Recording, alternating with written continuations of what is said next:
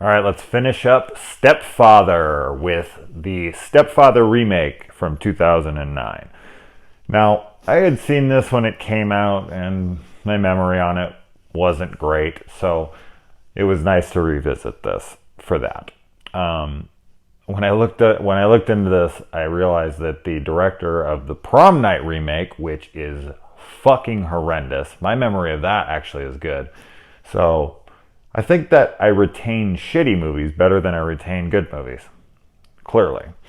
And also, this movie was rated PG-13, the first one in the franchise. And I was like, oh no, this is bad news here. No wonder I'd forgotten about it. But I thought it was really good. I mean, I'm not opposed to remakes. And I know people shit on them and they hate them and they don't understand the necessity for them and whatnot. And while I can see that, that they don't understand the necessity for it, there's been plenty of amazing remakes, in my opinion. So I'm not opposed to them at all. A good movie is a good movie. Now, if it just follows it like word for word, like a Psycho scenario, yeah. Psycho with Vince Vaughn is pointless. I don't see the point of that at all. But if you can introduce some new elements, if you can tell it in a different way, if you can update it and make it, I don't know, I don't think that the goal is to make it better. It's just to make a new spin on it for a new generation, because a lot of kids won't go and watch the 1980s version. And if they do, they'll be like, oh, this is so dated.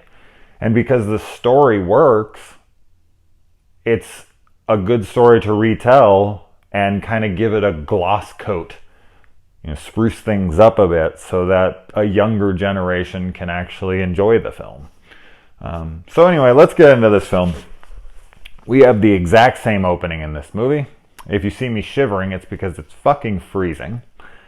And yeah, so I'm a little cold right now. As I said, we have the same opening here. He's murdered his family. He's cutting his beard off. He's getting ready to get out of there. He's taking his contacts out. He's looking like a new person. And he walks by and everyone in the house is dead. Now in this version, because it's PG-13, even though the detectives later say that the kids were killed by blunt force trauma and the mom was killed by stabbing, you do see the puncture wounds in the mom, but there is zero blood and there is no blood on anyone in this. So everything is toned down heavily. Do I think that the PG-13 hurt this movie? Not really. I don't feel like it was absolutely necessary to show blood or gore or cussing or anything like that. It worked totally good for me. So this is one of those rare occasions where I'm like, PG-13 was fine for this. Would I have been fine or thought it was maybe better if it had it? I don't know, maybe. I mean, I do always like when films are realistic, and in reality, people cuss, and when you stab somebody, they bleed. So it does take me out of it a little bit because you can tell things have been toned down. I like that the detectives are actually explaining how he could pull this off in the beginning. They try to stick a little bit more to the police investigation side of this. Like, the other ones kind of just ignore logic and forensics and how he could pull off such a thing, and this one tries to address it. It's how realistic that might be, I don't know, but I'm glad that it was even addressed at all. And he even does something in this that was like, oh, okay, when he goes to kill the neighbor, he wears gloves and makes it look like an accident so that obviously doesn't leave any evidence behind. And in the last movies, he's just like, I don't give a shit. So he is trying very hard not to be caught for this.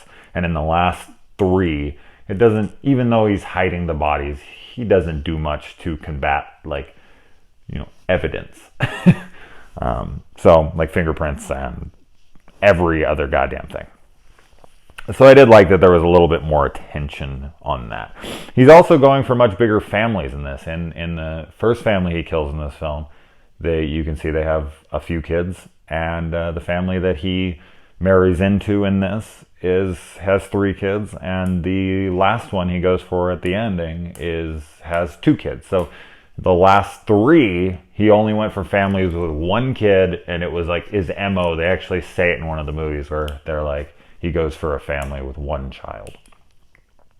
And I also liked that David's relationship with the son in this was more amicable at first. Like, they actually started to hit it off. Like, he did something for him, and he was like, "Oh man, thanks." Like, and they actually started to bond a little bit, and that made the downfall, a little more tense, because they did have some form of relationship. It wasn't like he came in and the guy was like, "Nope, I don't like it," And they did something that a few of these remakes do, like The Hitcher, where they do a gender swap.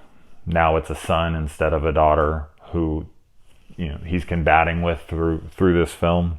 And that, I think, is just for updating modern times and not having a cliche stereotype of it being a girl being attacked, but also because this kid is actually physically able. He's coming home from military school, and he can give David a run for his money, which he does at the end of this film, and they fight pretty well. And I'll get into the ending at the end, though. Now, this movie was, even though it was PG-13, it was very much trying to appeal to you sexually.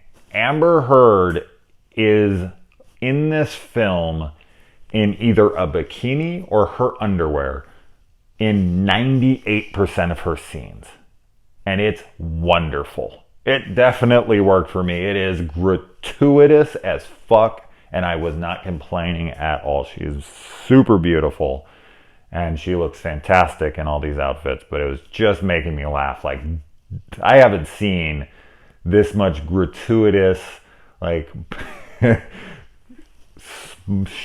super itty-bitty bikinis. Like, her bikini bottoms were ridiculous. He's retains a few things here. He has his basement workshop. He sells real estate for a little bit. I did like, yet again, they were kind of sticking to this he's not trying to get caught thing, where she's wanting him to file paperwork and he just keeps avoiding her. And when she presses the issue, he quits his job and decides, he's going to go do something else. And that's when the sister is like, "What is going on here? This isn't normal." So that was cool, because that was a big question in my last couple reviews, where I was like, how is he pulling this off?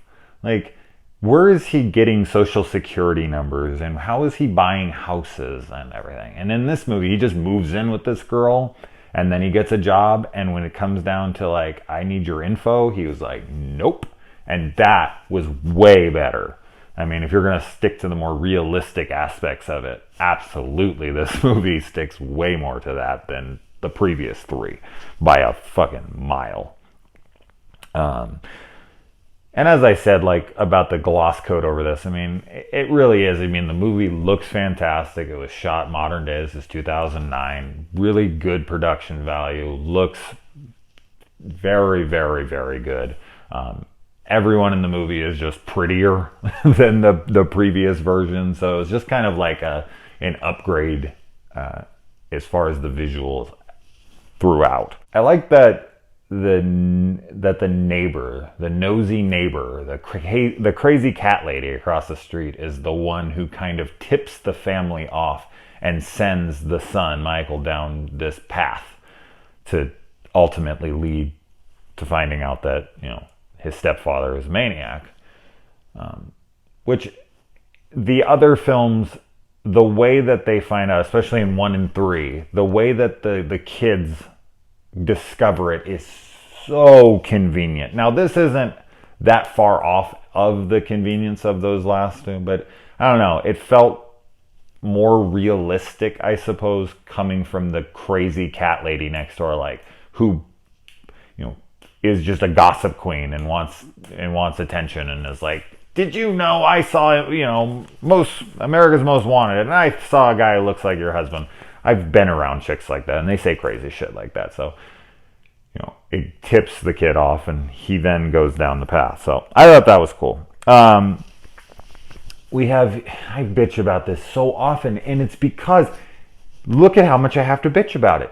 There's yet another, if you watch a lot of my reviews, you'll know I say this all the time. There's yet another fucking cat jump scare where a cat jumps out.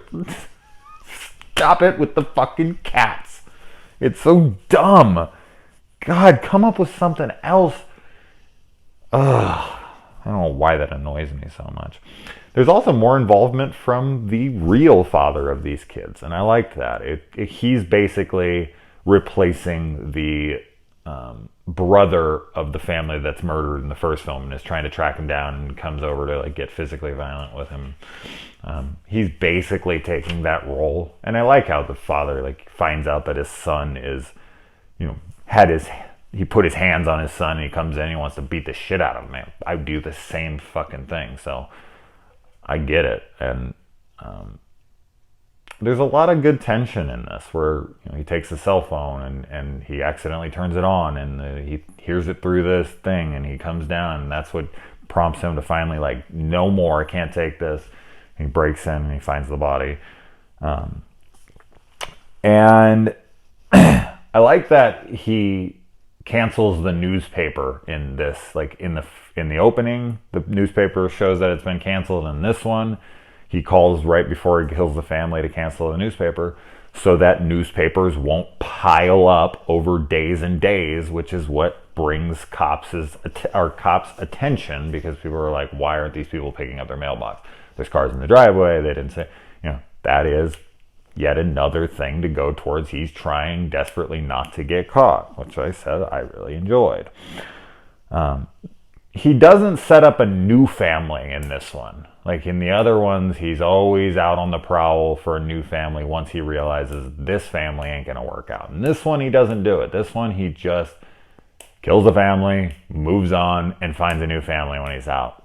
I don't think that's a positive or a negative. It's just something I thought was interesting to change. It's fine. The